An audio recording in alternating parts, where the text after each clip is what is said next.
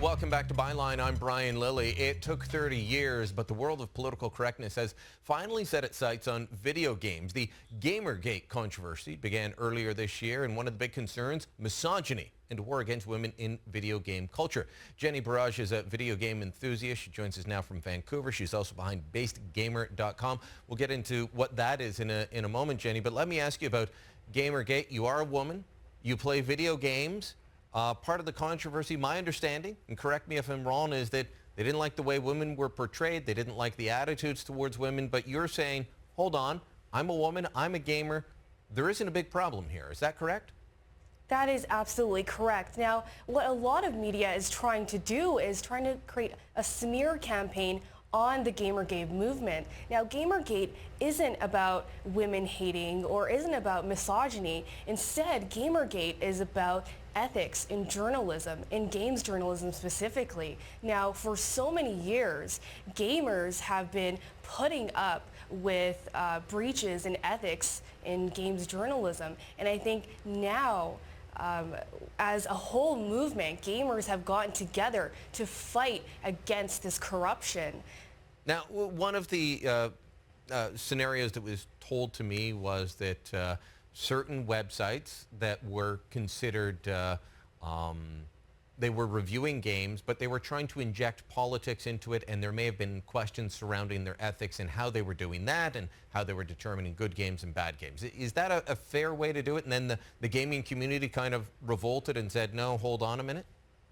Right. When it comes to game reviews, a lot of gamers like objectivity, and they like to know if a game is good or bad in the sense that it stands for good gameplay or good storyline or good mechanics. You know, putting feminist ideologies in game reviews should not really happen. Yeah, I look at it this way when I go to look at movies, and I'll look, and I just want to know, what's the movie about? Good points, bad points.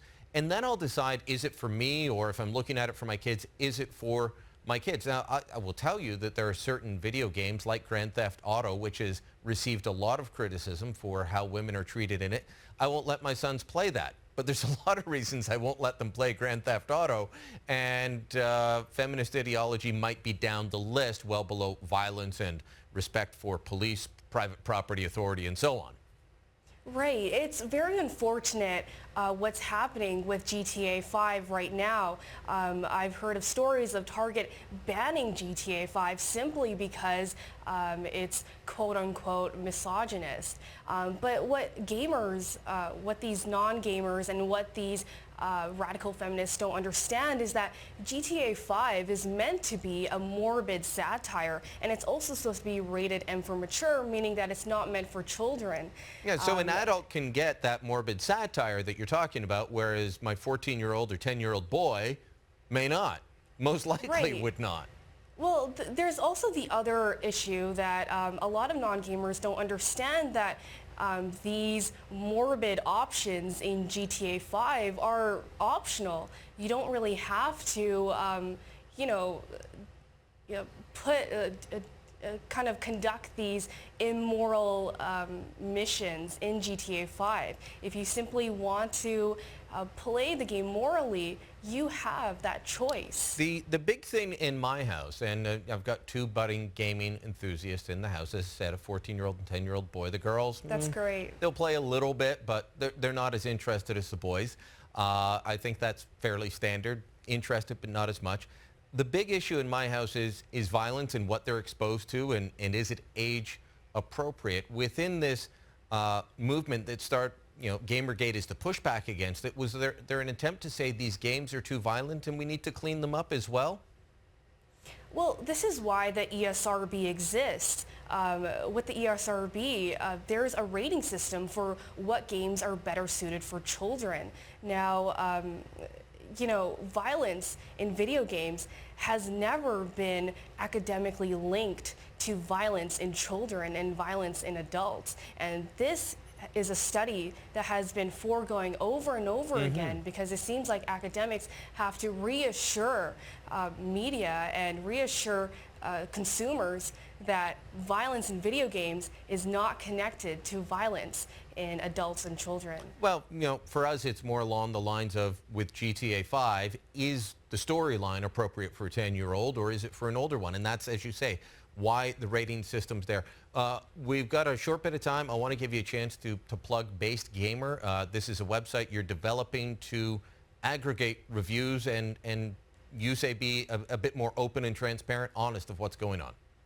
Right. So we've seen a lot of prominent gaming websites, including Metacritic, and including Kotaku and Gamasutra, not really be transparent and honest with their agendas and with their collusion and their nepotism. Based Gamer is going to solve this issue. Now, I'm not sure if you know this, but a lot of gamers see Metacritic as being a very notorious aggregator because we simply can't trust these review aggregations. So you're going to bring in a solution. Tell people where they can go to find this. So this is basedgamer.com, and right now we are a coming soon website. You can reserve your username on basedgamer.com. We also have an Indiegogo campaign, and we're doing quite well. All right, Jennie, thanks so much. Jennie Bharaj out of Vancouver, and basedgamer.com is where you can go. You want to join the conversation with hundreds of thousands of great Canadians, though? You can go to our Sun News Facebook page, facebook.com/Sun News Network.